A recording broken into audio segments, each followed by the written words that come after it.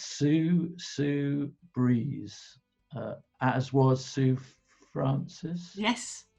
And how many time teams did you do, Sue? Well, it was definitely over 50. I think it could be around 54-ish. And I remember back in the day, we got Victor doing drawings, and we wanted to have something that would enable us to reproduce objects and also reproduce a kind of computer-looking structure at the end of the program. And it always seemed to involve large boxes of materials in the middle of a muddy field. And I always thought that was probably quite challenging. Can you remember the first time you ended up in a tent doing time team stuff? I think the first time team I remember was probably Ribchester, when we went up and we were in a village hall or something, and I was there to really help Victor record Victor's line drawings. And we had this tool where literally Victor could draw and then we could speed it up and play it back. And I can remember hiding under the table with all the cameras set up with Victor in front, who obviously was not used to working on the computers. And I'd literally pop up, hit it, give it to Victor, and then I'd disappear under the table. Fond memories of grovelling about on the floor. I'd forgotten that bit, that effectively one of the reasons you came in was to speed up Victor's line drawing process. It's very, and you and Steve had your own company, and what was your day job when you weren't doing time team? So day job would be doing title sequences and in-program graphics for a variety of different programs. I actually helped design the original ITM weather. I also was involved with doing big conferences for companies like Shell and BP, where I would take my computer equipment out into big auditoriums and conference centres. And actually, show graphics live, and also along with award ceremonies and the like. And that was the reason why the manufacturers, after you got in contact with the manufacturers, suggested me, because they knew I was daft enough to put my very expensive computer equipment in the boot of my car and drive around with it. And I remember also, at what point did we start asking you to do reconstruction pictures of we find a small tiny chunk of muddy pottery, and you would have to fairly quickly, or was it in post? I think it started really with Ribchester, where oh crikey, it was a fort, wasn't it? And the archaeologists were saying, look, we found these bits, and so we think it's going to look like that, and wouldn't it be nice if actually we could have an aerial shot and then superimpose what it would look like on it. And so I think it was that point, at that point, we were saying to Steve, who did more of the 3D, well, could you mock this up? And I think on the first shows, actually trying to mock it up on site was quite time consuming. So I think most of it was done in post. But as we progressed through and started doing it more, we could actually start doing basic structures and actually superimposing them on there straight away. And then Victor could embellish them. And I remember that moment that was back in the day, 20 odd years ago, quite magical, where the piece of pot turned itself into a sort of usually rotating vase. Yes. And how, at that time, with the computers you had, presumably that was quite a lot of work. It was. So I'd be given, a little bit of pot and told it's a Roman circa 256 or something. I would grab in the piece of pot to repeat the texture up. So we got a sheet of texture, and then the archaeologist would sort of like give me, the outline shape, which we could whip together quite quickly. But then mapping it on, if it was pretty much a piece of samian ware, we could do quite quickly. If it was a bellarmine, where actually I needed to create a face and then pop the face on and then bump map the features, I could make the basic pot on site, but I would do that in post-production. So it would be there's a piece, we found, and you'd cut and it would zoom back onto the pot, and then we would fade into the rotating finished piece. And I remember there was some Roman glass as well we did. I mean, in those days, with those computers, this was fairly advanced stuff, but I suppose you and Steve must be the people who've undergone, technologically speaking, maybe the biggest advance, maybe geophysics as well. But in terms of, I remember lugging, or you and Steve lugging stuff on carts the size of fridges. Yeah. And now, are you doing it all on your laptop or your iPad? Yeah, absolutely. Yeah, absolutely. Yeah. Tons of the stuff we used to cram in our car. We were pretty much state of the art, because it really was a point where computer graphics was evolving. There was no route to becoming a computer graphic artist because there weren't any degree courses. And so it was really cutting edge what we were doing, and it was sort of it was great fun. It was sort of unknown, but a challenge, but very exciting. It was, yeah. And what difference is that if I now gave you a piece of Samian pot today, what would the difference in outcome be in terms of what the viewer could see today? I think it would just be so much quicker now, because the rendering process, you could probably play back live, where before what we'd have to do, we would create a wireframe. We would map the texture onto the wireframe. We would set the animation path, and then we'd set the computer off, and it might take 10 minutes per frame. So if we've got 25 frames in a second and we've got 10-second rotation, the computer's got to draw or render 250 images and then piece them together and play them out onto tape, where now it will probably just do it and play it back live. And do you remember, I think one of the things you guys had was that the joy of that reveal moment, because it was you guys who'd drawn that 3D landscape that Steve was working on as well. Yeah. And that moment at the end of the program, frequently we wouldn't see it because it would be done in post. Yes. We'll call it post-X, but post-production. And do you remember a moment when you were looking at a time team, the first, second, third time team, and you saw your three-dimensional conclusion to the program as being, yes, that, we cracked that one? Do you remember that? Yes, yeah, absolutely. Because obviously we'd be working with Victor, with the archaeologists, with yourself and the producers, the directors. And for us, it was always like, we weren't quite sure, was that the right thing? Wasn't it the right thing? Because, of course, we're not archaeologists. We're going with other people. So we're hoping we're representing the information we're getting correctly. And you're not going to get telephone calls going, that Roman fort was completely wrong.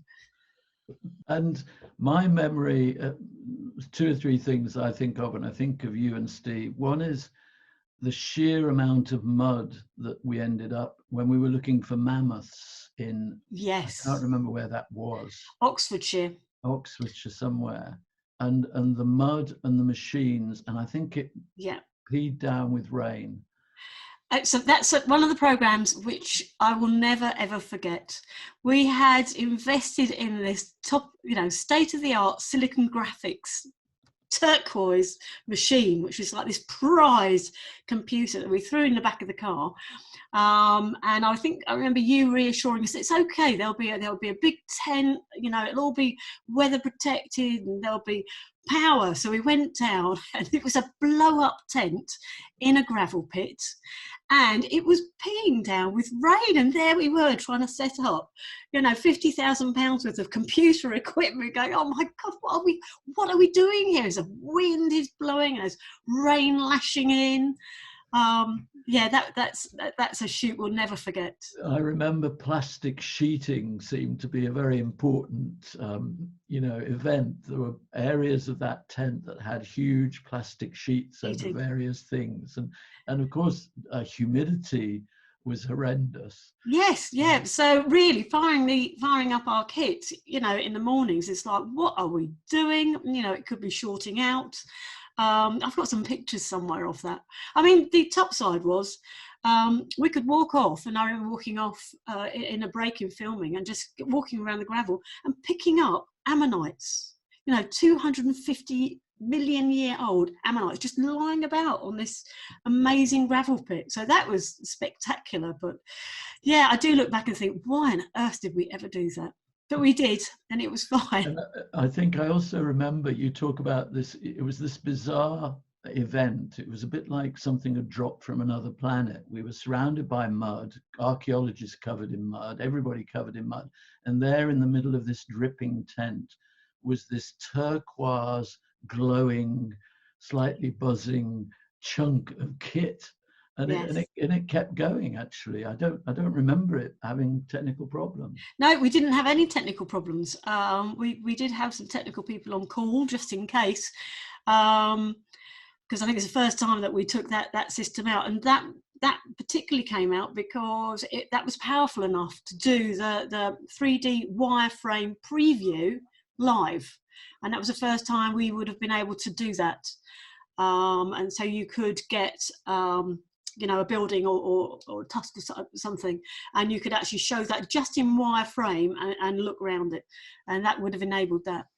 And which show was the biggest technical challenge for you? Which was the show in which I or the director was asking you for pretty well nigh impossible landscapes, objects to be flying through and all produced in sort of real time, like alive? Was there one where you felt all the bells and whistles had really been produced? Oh, crikey. Well, there were quite a few of those, Tim, from what I remember. I would say probably the ones, it might have been the couple of lives we worked on, because that's probably where they wanted, you wanted to actually see some results there and then and not wait for post-production. So I think probably they were the ones that we're thinking, oh, crikey, we really have got to show something here. We really have got to be able to visualise this now. And Small Hive, we're talking about Henry V boats, certain amount of mud as well, endless numbers of rivets, which I remember. What are your memories of Small Hive? My memories of Small Hive. Well, I can't help but remember when obviously the archaeologists were telling us how the boats were being made, and then I was working with Phil. We were being shown how to take the sheep wool and to spin it and then roll it on a thigh, and then it used to get dipped into tar or the like to make the boat waterproof. And I do remember being in stitches doing that. I'm sorry, that was not to do with the graphics, but that was probably my favourite moment. I think we've got some memorable photographs of everybody, and we had Damien, who is a serious character and likes his experimental archaeology delivered with a degree of quietness and things, and even he was having quiet giggles while we were attempting to roll, or you were attempting to roll this stuff. How did you feel in terms of you being this new technology on an archaeological site with a group of crusty characters who believe in objects and digging holes and things? Did you feel accepted at first? Did the attitudes change to the computers? Did you think the archaeologists got what it was you were doing? The archaeologists were absolutely fascinated because what they had in their minds, they knew what they could see, but they would go to a book or they would have to wait to see an artist to explain it. So to be able to actually come up with an idea from the humps and bumps, from the geophys, steer it with the humps and bumps, speak to the archaeologists, come up with an idea, talk to Victor, talk to us, and then we could visualise it. And I think they were absolutely fascinated. They were great. They were very supportive. They would be more interested about how on earth can you do that, and could you show this, and could you do this? And the more we interacted with them, the more we just became part of the team. So I think really from the early shows, we did feel part of that team, as the whole crew were. So it was like the camera crew were absolutely essential. I can remember with one of our fantastic cameramen, Nick Dance, and we needed some textures to go on a wall. And of course, if we need textures, we need something shot straight on. And for a superb cameraman like Nick Dance, you can't ever just take a picture of something straight on. You'd say, right, here we go. Can you use that texture? And go, no, it's skewed. How about this one? No, it's skewed. Just straight on, Nick. What, really straight on? And low points, was there any moments when equipment failure, general confusion, rather technologically difficult moments? I would say we were always very keen to get on site. I think it would be on that Thursday, wouldn't it, to actually set up the kit and make sure it was working. And I think it's just always the fear that, you know, one of the memory boards might go down or the graphics card might fail. So I'd say that was the peak of anxiety, pretty much the beginning of every show, to make sure the kit's on site, we're on site, it's plugged up, it's safe, and it's up and running. We know what's going on. I can't think of any particular show that we really had technical problems. I think it was remarkable in a way, because all that gear would normally be used to being in some air-conditioned, airtight, non-humidified environment, and here we were slinging it. There you were slinging it into the middle of a wet field. Utter madness! Utter madness!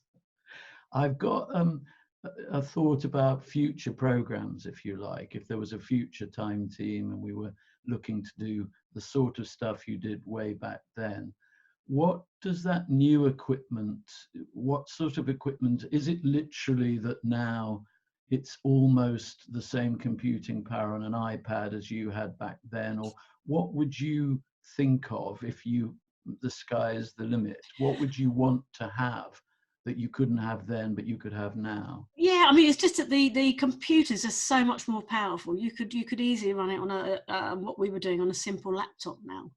A lot of the software is in the cloud. It's not even on the computers. But if you've got a reasonable gaming computer, you could get visualizations pretty much previewed straight away. It would just be the speed of being able to render the visualizations, and then you could do walkthroughs, you could build landscapes and set paths through, and to actually be able to walk through them in a much more live setting rather than having to rely on the post-production which we had to. Because I think I remember sequences where we were propping up things like green screens. Yes. And Mick or Phil or whoever would walk through. We'd film that, and then magically you would be doing what to that sort of stuff? All right, so I can remember one. Yes, it was it a Roundhouse that we popped Phil and Tony in? So we'd record them, and then what we would do is we'd make the green transparent, and we'd superimpose it actually onto the 3D scene. And so therefore they would look like they were in the Roundhouse and the fire was burning. And I think there was another one where we popped Tony walking down the streets. Do you remember? I can't remember which one it was. And they were thatched, must be medieval, because they were thatched huts. And we popped Tony on and again recorded him on green screen. The green screen was made transparent, and we could pop him actually in the scene and look like he was there.